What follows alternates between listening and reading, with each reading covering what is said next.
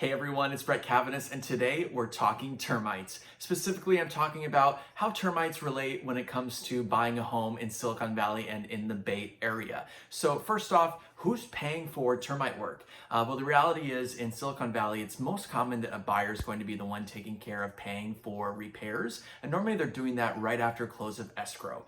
In our Bay Area market, what normally happens is sellers are doing upfront disclosures. So that means they're hiring a third party to come out and evaluate the property for termites and other issues. And in the termite report, it's going to detail all of the items that they think are recommended in terms of repairs or remediation when it comes to termites. And so really the idea there is the sellers are providing that up front. That way a buyer knows what they're getting into and can make their purchase price according to the investment that's going to be required in terms of taking care of any of the termite work related to the home. I always tell my clients when it comes to California real estate, if you're buying a home in California, it has termites. It's very, very rare that we see a termite report that's totally clear.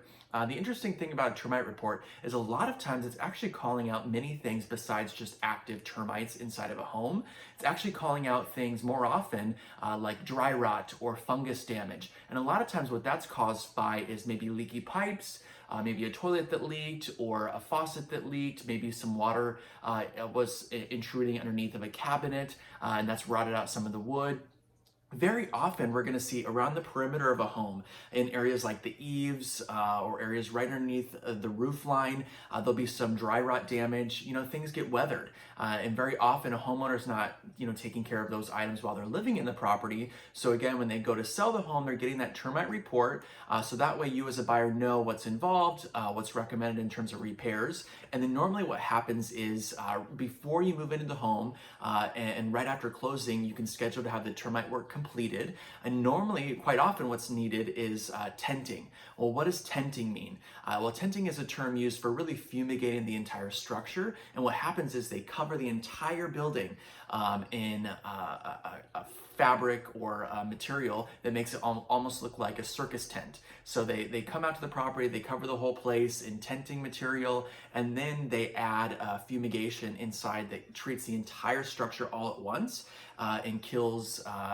termites that are active in the home. So we see that very, very often.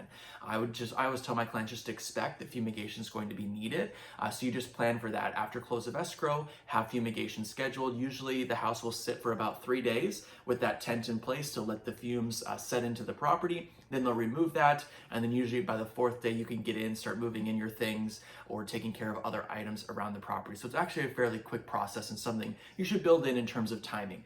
So again, in terms of paying for it, normally the seller is preparing that and paying for the home inspection and termite inspection report. That way when you make an offer on the property, you already know what your expenses are going to look like as a homeowner buying property in the Bay Area. So those are the biggest items to keep in mind. Also in terms of costs, just expect if it's a single family home, it's very likely to expect any home to have around, let's say $5,000 worth of termite damage or dry rot listed in a report. Anything below that is great. Anything above that might be a little bit more than typical. And it just means you want to really take that into account in terms of your purchase price. Certainly nothing to really be alarmed by. A lot of times you will also see things like dry rot underneath bathroom floor. Again, there's a lot of moisture going on in there. So sometimes the report will call out an estimate for repairs. It looks a little bit excessive, could be several thousands of dollars. But really what they're meaning is maybe replacing some tile, pulling off a toilet, maybe replacing some parts of a shower. So it's a lot more sometimes than just termite or active termites. So a lot more to dig into, but I'm always happy to go over in more depth with you. Keep in mind, if you're buying property in California, more than likely it does have termites. Don't be alarmed. You can treat it quite easily and take care of it, especially if you stay on top of it. So that's been a quick look at termites in California real estate, specifically when it comes to buyers.